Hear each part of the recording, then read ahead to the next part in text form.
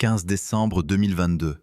Le port de Gdynia, sur la côte polonaise de la mer Baltique, se fige dans une attente presque irréelle. Sur le quai, le président de la République de Pologne se tient aux côtés des chefs militaires et des ministres de la Défense. Tous regardent le même point à l'horizon.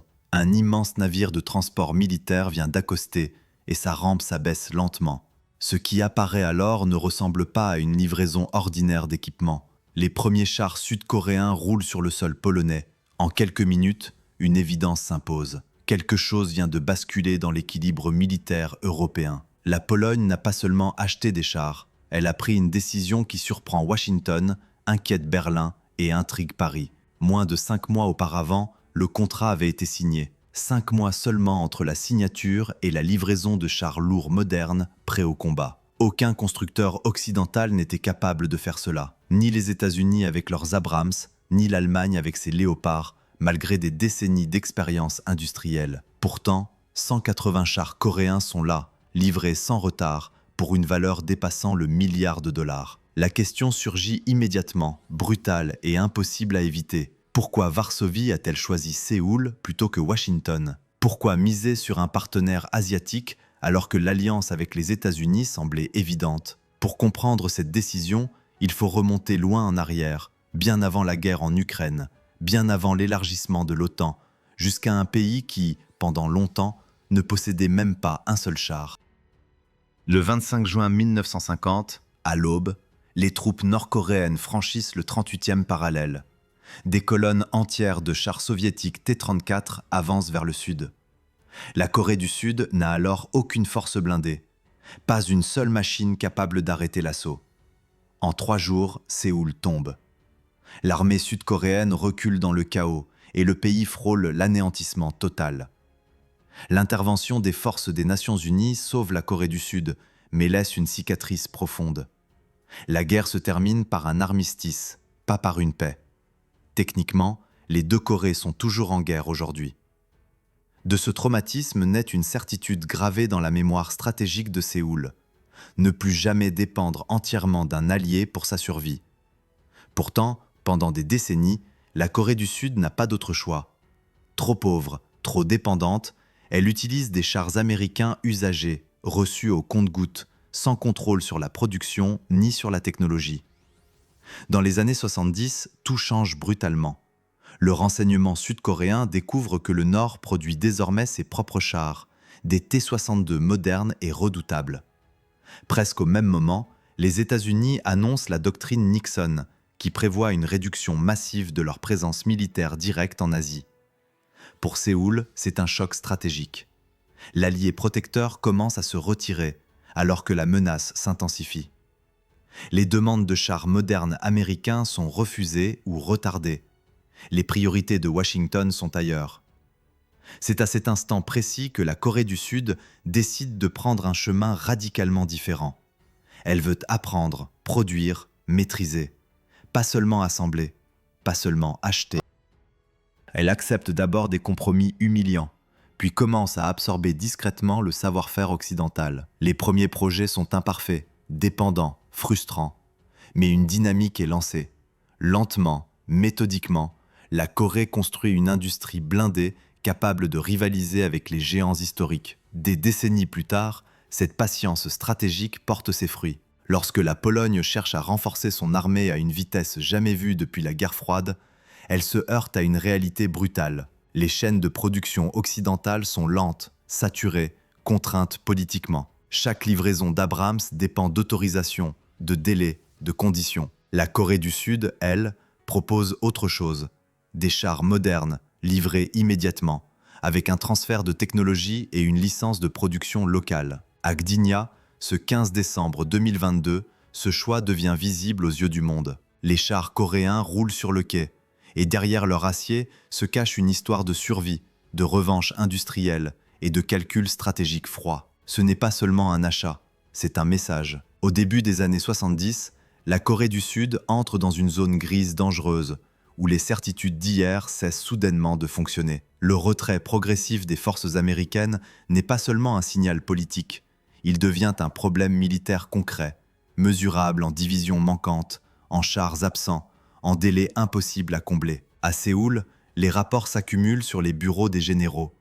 Les estimations sont froides, presque mathématiques. En cas d'offensive venue du Nord, l'armée sud-coréenne ne tiendrait pas longtemps sans un appui blindé moderne et massif. Or, cet appui ne dépend plus de décisions prises à Séoul, mais à Washington. Les dirigeants sud-coréens découvrent alors une réalité brutale que beaucoup d'alliés des États-Unis refusent encore d'admettre à cette époque. La protection américaine n'est ni illimitée ni inconditionnelle. Les priorités stratégiques changent, les crises se déplacent et un pays périphérique peut rapidement devenir secondaire. Les demandes répétées de chars modernes restent lettres mortes ou se heurtent à des réponses vagues évoquant des contraintes industrielles, des budgets serrés et des engagements jugés plus urgents ailleurs dans le monde. Face à cette impasse, une idée jusque-là considérée comme irréaliste commence à prendre forme. Si personne ne veut fournir les chars nécessaires, alors il faudra apprendre à les fabriquer soi-même. Ce raisonnement paraît presque absurde dans un pays qui ne dispose ni de tradition métallurgique avancée, ni d'ingénieurs spécialisés dans les blindés, ni même d'une industrie lourde digne de ce nom.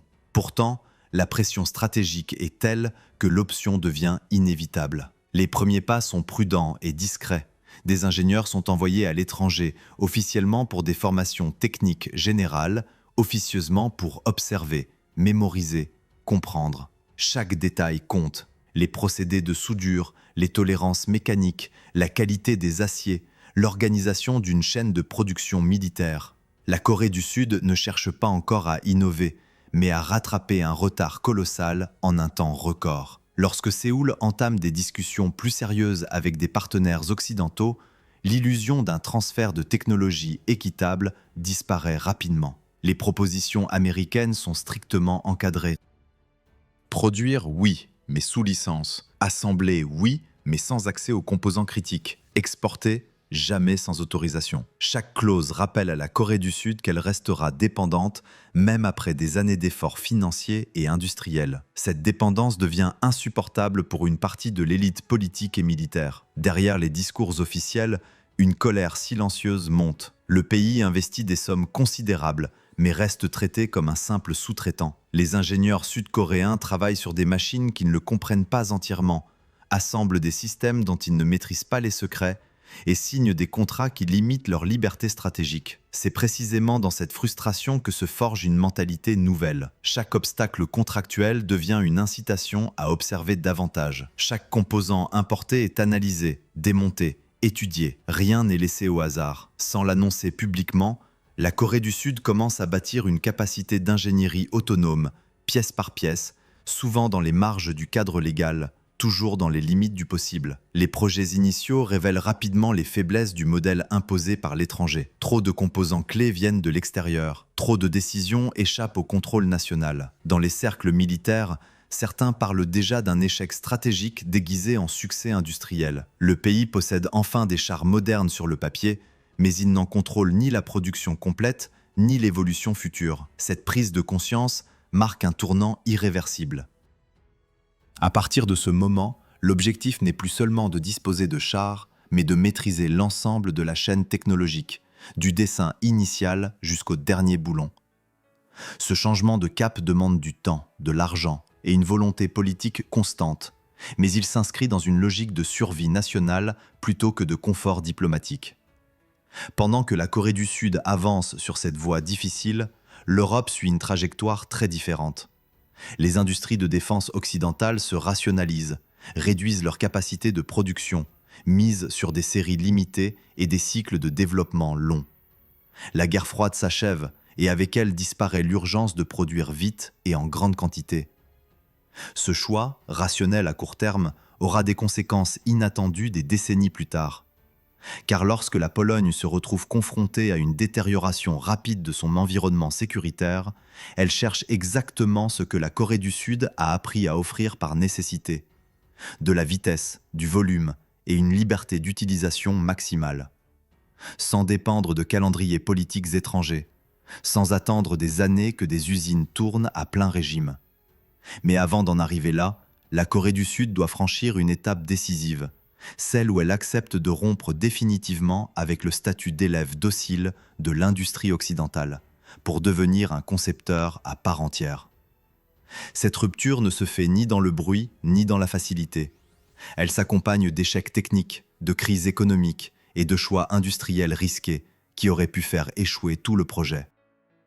C'est précisément cette période charnière, où tout aurait pu s'effondrer, qui va donner naissance à la philosophie industrielle capable, des années plus tard, de séduire Varsovie.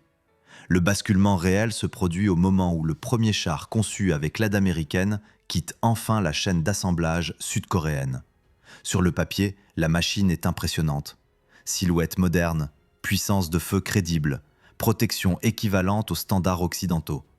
Pourtant, dans les cercles fermés de l'armée et du ministère de la Défense, l'enthousiasme reste étonnamment contenu. Très vite, les chiffres internes parlent d'eux-mêmes. La majorité des composants essentiels proviennent toujours de l'étranger. Moteurs, transmissions, électronique, blindage composite, tout dépend encore de décisions prises hors du pays. Cette réalité crée une tension sourde entre l'image publique du programme et sa valeur stratégique réelle. Officiellement, la Corée du Sud possède désormais un char moderne.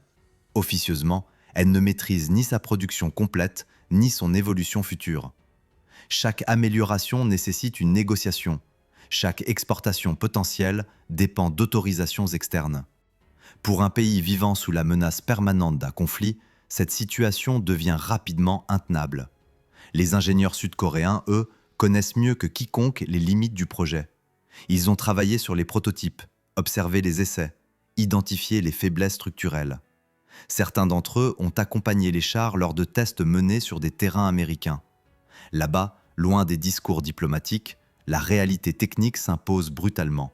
Problèmes de fiabilité, système instable, performance en conditions extrêmes en deçà des exigences modernes. À chaque étape, des corrections sont apportées, mais toujours sous contrôle étranger. Un épisode marque particulièrement les esprits. Lors d'essais sur terrain difficile, un prototype échoue à répondre à une exigence pourtant considérée comme élémentaire pour un char moderne. L'incident n'est pas rendu public, mais il circule rapidement dans les cercles militaires sud-coréens. Le message est clair. Même après des années de coopération, la Corée du Sud reste dépendante de choix qu'elle ne maîtrise pas. Dans les bureaux des industriels et des responsables politiques, la frustration atteint un point critique. Le projet, censé symboliser l'autonomie, devient au contraire un rappel constant des limites imposées. Certains hauts responsables parlent ouvertement d'humiliation technologique. Non pas parce que le char est mauvais, mais parce qu'il n'appartient jamais totalement à ceux qui l'ont financé. C'est à ce moment précis que se produit un changement de comportement discret mais décisif. Les ingénieurs sud-coréens cessent de se considérer comme de simples exécutants. Ils observent différemment, ils posent d'autres questions. Ils commencent à reconstituer mentalement ce qu'ils n'ont pas le droit de voir officiellement. Chaque réunion technique devient une source d'information.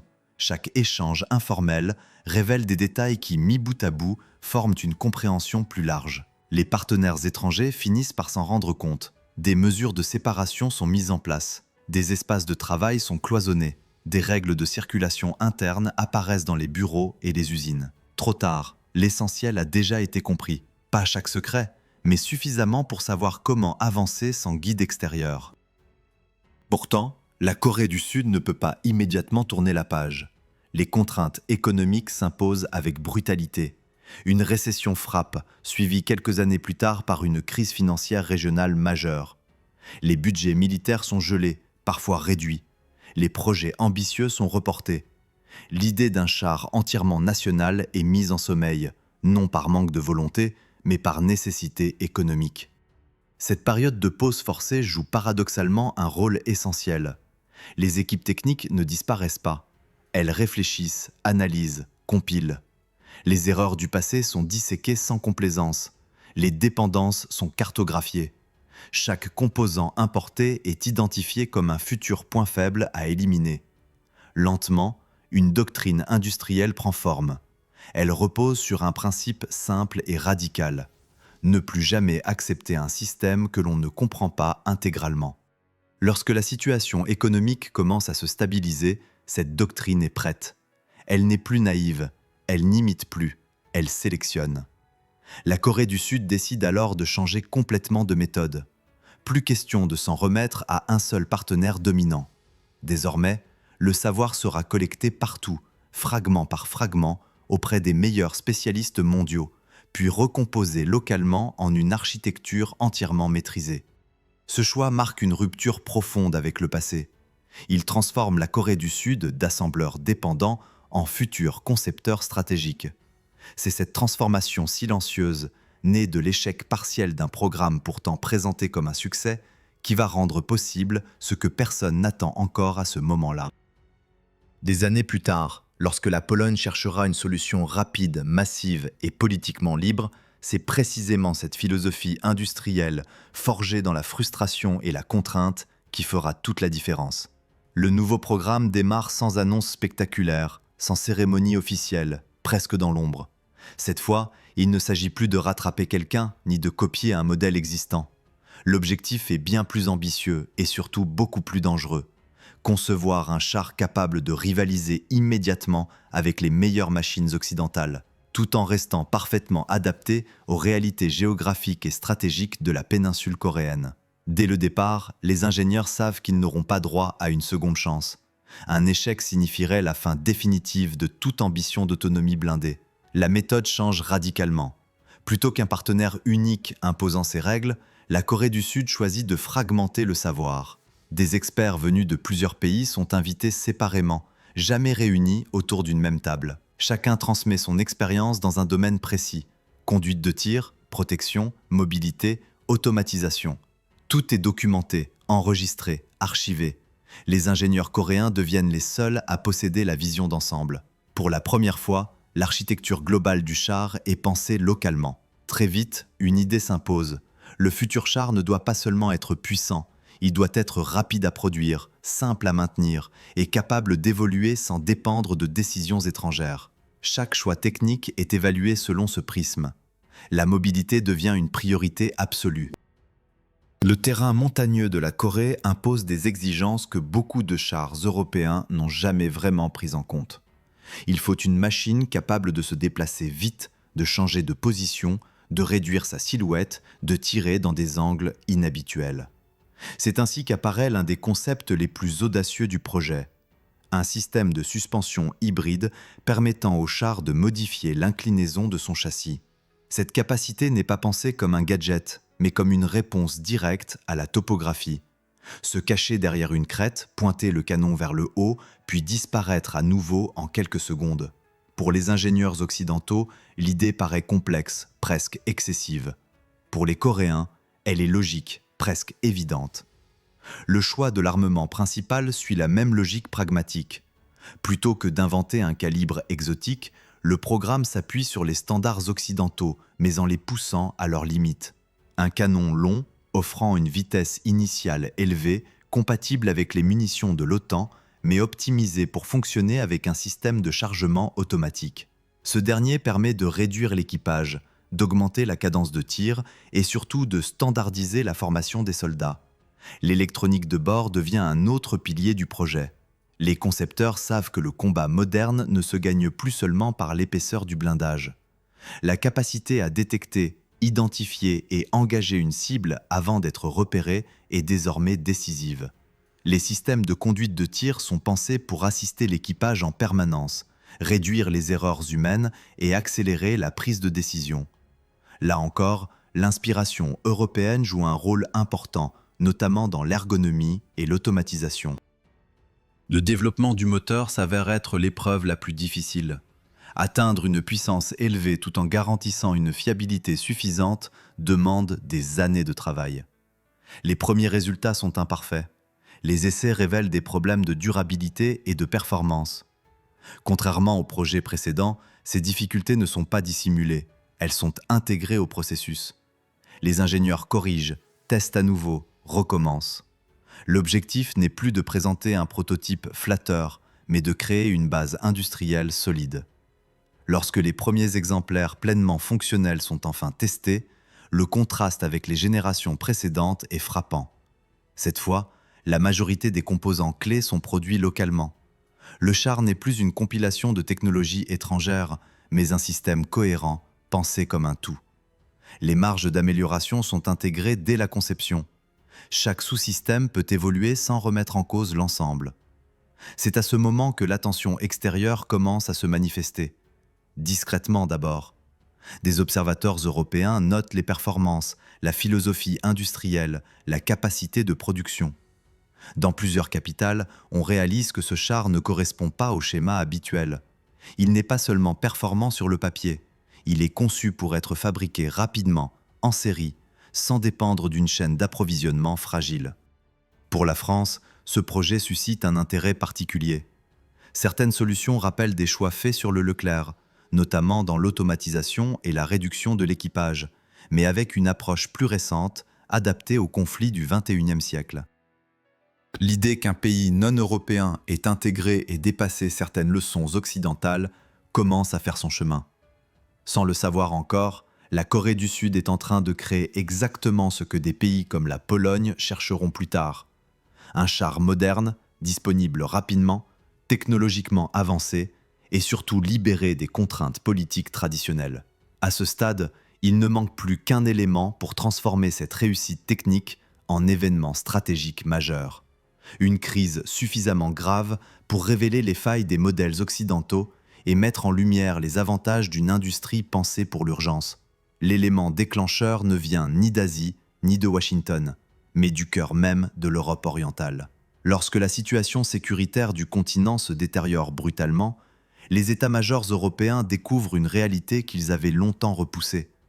Les stocks sont insuffisants, les lignes de production sont lentes, et les délais promis sur le papier n'ont plus aucun rapport avec l'urgence du terrain.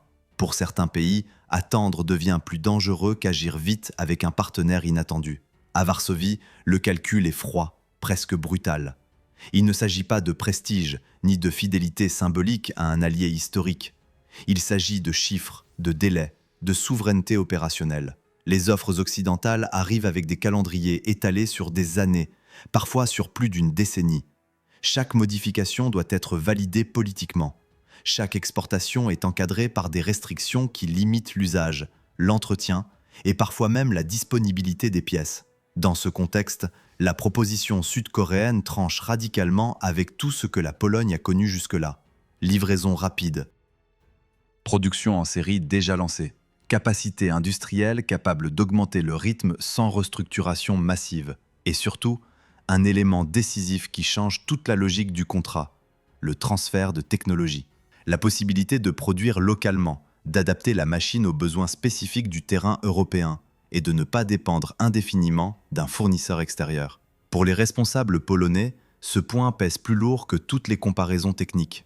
Un char, aussi performant soit-il, n'est qu'un outil. Ce qui compte, c'est la capacité à le maintenir, à le réparer, à le modifier et à le produire en quantité suffisante lorsque la situation l'exige.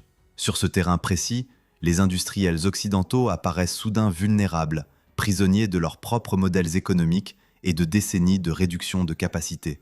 La Corée du Sud, elle, propose une logique inverse, une production pensée pour l'urgence, une chaîne industrielle capable de livrer des centaines de chars en quelques mois, une approche où le client n'est pas seulement un acheteur, mais un futur partenaire industriel. Pour la Pologne, ce choix n'est pas une rupture idéologique, mais une adaptation pragmatique à un environnement devenu instable. Lorsque les premières unités sont intégrées aux forces polonaises, le contraste est immédiat. Les équipages découvrent une machine conçue pour être utilisée intensivement, avec une ergonomie pensée pour réduire la fatigue et accélérer la prise en main. Les systèmes automatisés permettent une formation plus rapide, un point crucial dans un contexte d'expansion rapide des effectifs. Les capacités de tir, de mobilité et de protection s'inscrivent dans les standards les plus élevés du moment, sans exiger une infrastructure lourde difficile à mettre en place. Peu à peu, le contrat initial s'élargit. Les chiffres augmentent. Ce qui devait être une acquisition ponctuelle devient un programme structurant. Près de 1000 chars sont envisagés, avec des variantes adaptées aux besoins locaux. Pour l'industrie européenne de défense, le choc est réel. La Pologne, longtemps cliente des grands producteurs occidentaux, montre qu'une alternative crédible existe, capable de combiner technologie avancée, rapidité et liberté d'utilisation. Ce basculement ne se fait pas sans tension diplomatique. À Washington, certains voient ce choix comme un signal inquiétant. À Berlin, on mesure brutalement les conséquences de décennies de sous-investissement industriel. À Paris, Les observateurs notent avec attention la montée en puissance d'un acteur capable de concurrencer les modèles européens sur leur propre terrain. Mais pour la Pologne, la décision est déjà prise. Les chars coréens entrent en service, s'intègrent aux brigades et deviennent un élément central de la posture défensive du pays. Leur exploitation commence dans un contexte de tension permanente, avec des exercices intensifs et une adaptation continue aux réalités du terrain. Comme toute machine complexe, ils connaîtront un jour leur fin de cycle, remplacés par des systèmes plus récents, issus peut-être de cette même coopération industrielle initiée dans l'urgence. L'histoire ne se termine pas sur une victoire spectaculaire, ni sur un échec retentissant, mais sur un constat plus dérangeant pour l'Occident. La capacité à produire vite, en masse et sans chaîne politique excessive est redevenue un facteur stratégique majeur. Et dans ce domaine, un pays longtemps perçu comme suiveur a su prendre une longueur d'avance décisive. Si cette histoire t'a captivé, mets un like, partage ton avis en commentaire et abonne-toi pour ne pas manquer les prochaines analyses sur les choix militaires qui transforment le monde sous nos yeux.